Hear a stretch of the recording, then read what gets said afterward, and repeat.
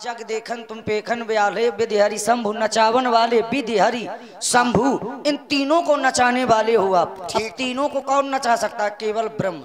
एको ब्रह्म द्वितीया नास्ति। ठीक, केवल ब्रह्म ही नचा सकता है। अभी आपने थोड़ी देर पहले एक अर्धाली बोली थी, जब ऐसा कोई बोलता है तो हमें बड़ा अच्छा लगता है। इसीलिए तुम्हें कहा आप ही ने कहा था कि जो एको ब्रह्म द्वितीयो नास्ति है उसकी स्थिति क्या है? वो जब उस स्थान पर होता है, जब वो एक होता है, जब बंटने का काम नहीं करता है तो क्या है?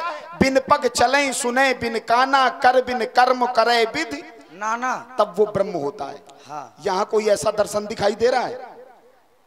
जन्मे एक संग सब भाई भोजन शयन कीन लड़काई, यही तो हम जानना चाहते हैं। अरे अब इससे ज्यादा और कुछ जानेंगे आप क्या? विष्णु और आप हैं श्री करण पहलवान जी, से जानने की हमारी इच्छा है। हम वही बता रहे हैं, उसको बड़े गौर से सुनिए। हाँ, क्या है ईश्वर? क्या है ये मैं आपके लिए छोड़ता हूं कि ईश्वर की परिभाषा क्या है, उसकी व्युत्पत्ति क्या है? ईश्वर अंश जीव अविनाशी, ये उसका लक्षण है, व्युत्पत्ति नहीं है। ईश्वर देखो एक चीज समझिए, इधर महाराज हम तो बड़े भूखे रहते इस चीज के, कोई तो दे। बहुत देर से आज बातें एक मिला है, रहे। बहुत अच्छी बात है, हमें तो रोज मिलने चाहिए। इधर एक होती है निरुक्ति, एक होती है व्युत्पत्ति, दूसरी होती है लक्षण, तीसरा चौथा होता है पर्याय। तो अभी तो निरुक्ति तक नहीं पहुंचे, आप सीधे लक्षण बताने लगे। आप निरुक्ति बताइए, ईश्वर क्या है? ईश्वर अब आप बताओ ना, हमने तो बता दिया कि ब्रह्म है। मतलब हम अब आप विष्णु बता रहे हो, केवल हम ये जानना चाहते हैं। अरे वेद पुराण सुने मन लाई, आप कहें अनुचन समझाई। वेद पुराण सुने तुमने, हाँ। राम जी से शिक्षा मिली तुम्हें, आपने हमसे एको ब्रह्म द्वितीयो नास्ति पूछा है। हाँ। तो हमने कहा जब वो इस स्थिति में होता है तब वो एको ब्रह्म होता है, लेकिन जैसे ही इस स्थिति का त्याग करता है, वो जैसे संसार में वो आने के रास्ते हैं उसी प्रकार से वो आता है। लेकिन आगे चल के आप देखो मनु शत्रुपा के जीवन से, वहां पर जिस समय उन्होंने तप किया तो मनु समीप आए बहुबारा, विधि हरिहर तब देख अपारा।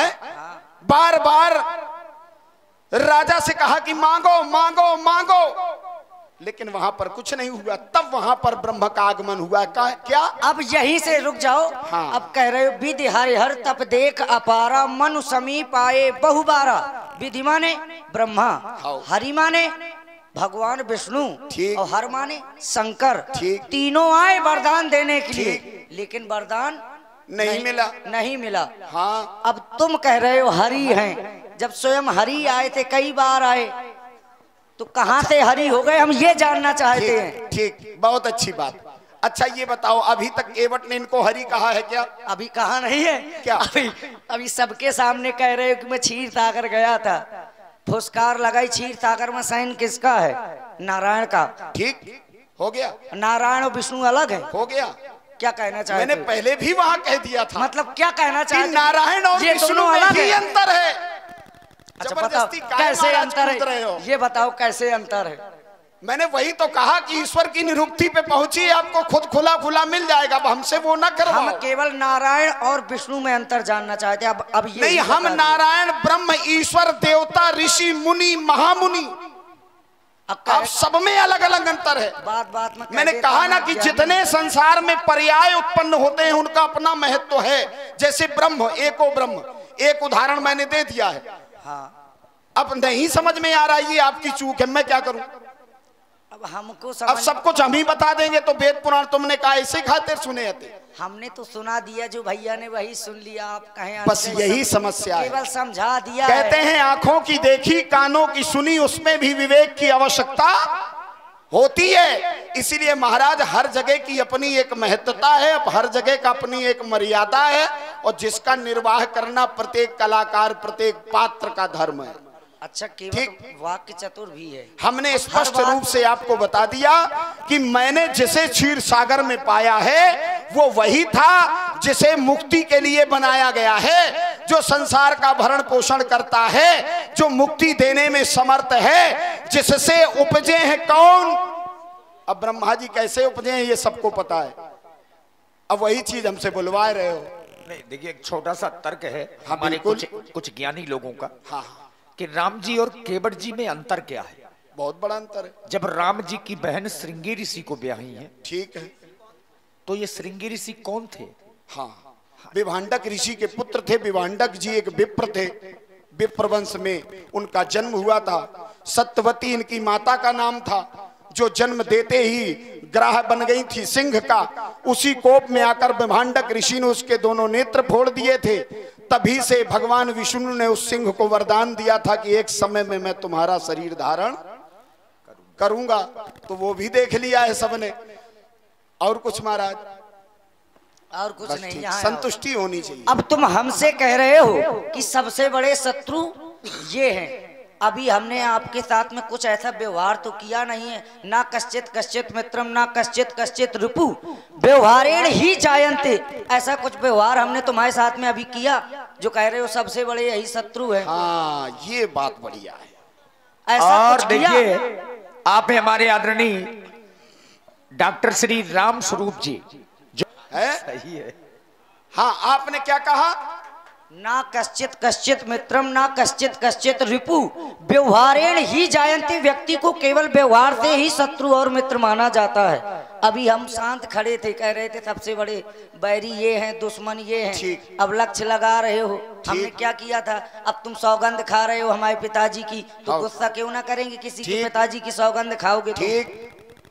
ठीक, संतुष्ट हैं आप? हाँ, इसीलिए तो आंखें लाल की कश्चित हैं। माने व्यास जी क्या होता है? इसीलिए भैया की आज्ञा नहीं मिल रही है। नहीं। अरे अब तुम अभी हटाओ। नहीं। जो प्रश्न, जो पेड़ बोया है उसके फल आप ही को खाना। जबरदस्ती का वैसा नहीं। जबरदस्ती। ना कश्चित कश्चित मित्र ना कश्चित कश्चित रिपु। वो हम समझ गए। ठीक, तो कश्चित माने क्या होता है? आपको आपके उत्तर का यहीं से प्रतीक्षा करनी चाहिए। कुतर्क है, तर्क नहीं। अच्छा, ये कुतर्क है। चलिए आगे बढ़ते हैं। आपने कहा व्यवहारेण ही जायन्ते। व्यवहार से ही व्यक्ति के मित्र और शत्रु की पहचान होती है। बिल्कुल। आपका हमारे प्रति व्यवहार क्या है? अब हमने ऐसा क्या व्यवहार यहाँ पर कर दिया यही आपने अपना शत्रु मान लिया? देखिए महाराज, आइए बढ़िया यहीं से जोड़ते हैं। हाँ। आपने क्या हमारे साथ किया? तब भी आपका मेरे प्रति जो व्यवहार हुआ था वो काहे का हुआ था? शत्रु का। लक्ष्मण जी अकेले रह गए हो। अब बताओ ले। इधर क्या हुआ? अब करना नहीं। जिस समय, अरे अकेले ही पर्याप्त है ना आंखें दिखाना। अरे छोटे ठाकुर तो बड़े हाथ तगड़े आए रे। इन्होंने हमारे साथ दोनों जगह व्यवहार वैसे ही किया। व्यवहारेण ही जायन्ते। कहते हैं ना मित्र मित्र होता है कश्चित। महाराज बड़ा गंभीर विषय नहीं है? ना मित्र मित्र होता है ना शत्रु शत्रु होता है, लेकिन व्यवहारेण ही जायन्ते। वो अपने व्यवहार से जाना जाता है कि ये आपका मित्र है या आपका शत्रु है। इन्होंने हमारे साथ कितना अच्छा किया। अब ये मित्र है कि शत्रु, आप ही गणित लगा लो, हमें बताने की जरूरत नहीं। बता दीजिए सबको। नहीं, वहां भी आपने हमारे साथ क्या किया था? इसीलिए पुरस्कार। हाँ। और इधर भी हमारी और राम जी की वार्ता हो रही थी। आप काहे जबरदस्ती टूटे पड़े हो? अच्छा ये बताओ, व्यवहारेण ही जायन्ते। हाँ। तो ये व्यवहार आपका मेरे प्रति अच्छा नहीं है। अब कह रहे हो कि फुसकार लगा दी थी। हाँ। किसी सेवक को कह दिया जाए कि इनकी रक्षा करनी है, किसी सेवक को, और कोई दूसरा व्यक्ति वहां पर आए बिना पूछे, तो सेवक का कार्य क्या होता है कि अपनी स्वामी की रक्षा करना होता है कि नहीं होता है? तो वहां हमने कौन सा गलत कर दिया था? चलिए, बहुत अच्छी बात। लेकिन महाराज, यदि वहीं पर सर्प जा रहा हो विषैला, हाँ, और वहीं पर चूहा जा रहा हो, फिर तो सर्प से हानि है कि चूहे से? कछुआ निर्विष होता है।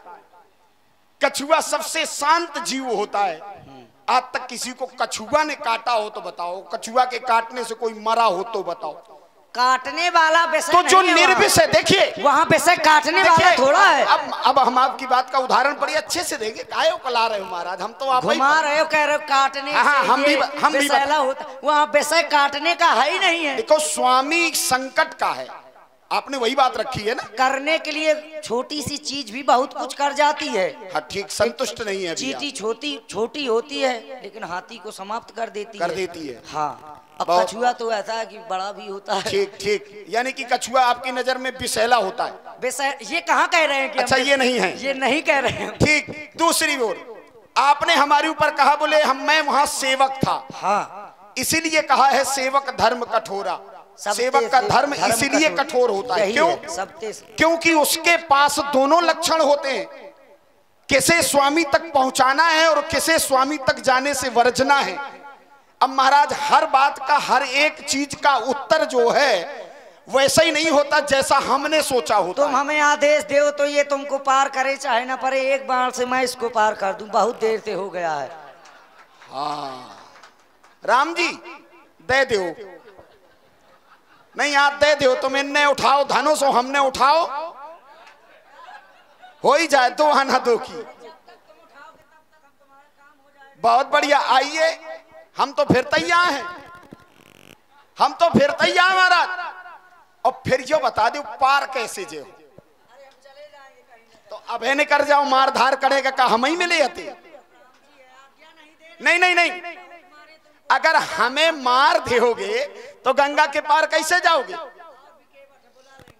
तो फिर अभी बुला ले, हमें काय बुला रहे हो, हम जे चले। ये तो जबरदस्ती की बात है केवल। राम जी हम जे चले। अरे आओ हमारे पास में। अब वो तो दूसरे बुला रहे। अरे तुम कहाँ उलझ गए? ऐसा ये तुम्हारे केवल ये जबरदस्ती की बात है। सुन ले तुम्हारे भैया ही का कह रहे, तो हमने लठ उठाओ तो क्या करोगे? नहीं निकल रहे हैं घरे, लड़े हैं थोड़ी। ये जबरदस्ती की बातें कर रहे हो तुम। हम ये केवल तुमने ऐसा सोचा है क्या? बर तीर मार रही लखन पे। नहीं। अब ये जबरदस्ती बोलने का विषय है नहीं। क्या? जो तुम लक्ष्मण और तुम्हारे बीच में जो बातें हो रही हैं, वो गरिष्ठ भोजन है, वो कौन हजम हो? तो क्यों जबरदस्ती क्यों करवा रही? नहीं नहीं जबरदस्ती है ही नहीं है, वो तो बुद्धिमान व्यक्ति के सामने लाने हैं। हाँ ये वो गरिष्ठ भोजन है। अब काऊ के अच्छो लगो, काऊ के बुरो लगो। हाँ देखिए ये बात है, ये यथार्थ है। केवट जी ने ऐसा मन में सोचा है, बरु तीर मारहु लखन पे। बरु माने होता है भले ही लक्ष्मण जी मुझे अपने तीरों से मार दें। केवल ये लक्ष्मण जी ने धनुष नहीं दिखाया है, ये तो केवट भैया कह रहे हैं अपनी ओर से कि मैं तब तक पार नहीं करूंगा जब तक चरण नहीं धुल लूंगा, चाहे लक्ष्मण भैया भले ही मुझे बाण मार दें। अरे ब्याज जी छोड़ो, तुम आज हो ही जान दो।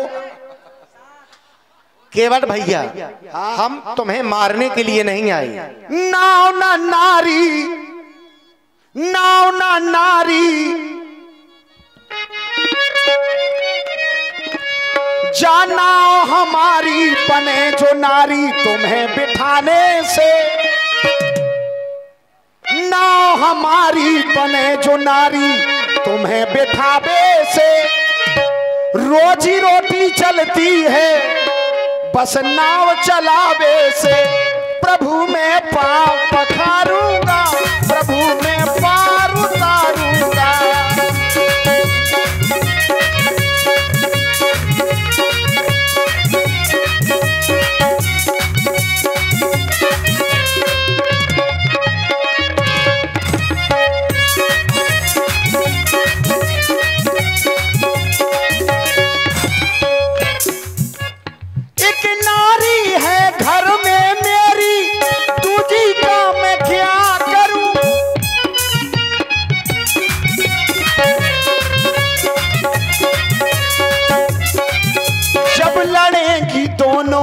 भगवन उतराई न लूंगा, हे भगवन अब न चलेगी आपकी लगलार। ये अब न चलेगी आपकी वो हमरे सामने। रोजी रोटी चलती है बस नाव चलाने से।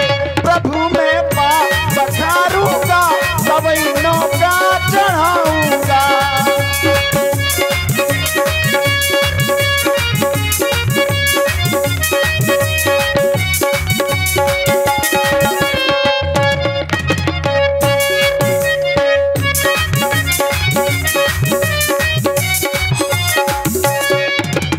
और केवट भैया ये केवल तुम्हारी सोच है। कृपा सिंधु बोले मुस्काई, मैं ये नहीं चाहता कि मेरे द्वारा किसी का अनहित हो जाए, केवल तुम्हारा नहीं, मैं तो चाहता हूं कि मेरे द्वारा सबका हित हो, मेरा कार्य पूरा हो जो मैं इस धरती पर करने के लिए आया हूं।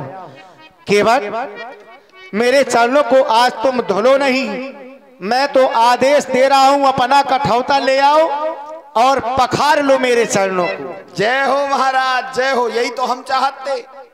और ये जबरदस्ती भिड़े पड़े, इन्हें पता नहीं क्या दिक्कत है। पाँव हम धोए, कठौता हम आओ, पानी हम आओ, हाथ हम आए, ठंडी लगे हमें, ये जबरदस्ती मरे जाते। जय हो प्रभु, आपकी जय हो। थोड़ी देर बैठ लो, तुम बैठ लो महाराज, अब कहे नहीं तो पूछ नहीं पड़े है। हाँ सही है। हाउ का दमाद के साथ है, का दुश्मन चलो आवे सो दमाद ही जैसो समझ। हमें क्यों बिठा रहे हो? बैठ लो महाराज, हम अपना परिवार बुला ले। अरे मैया कहाँ चली गई? मैया को भी बुला लो।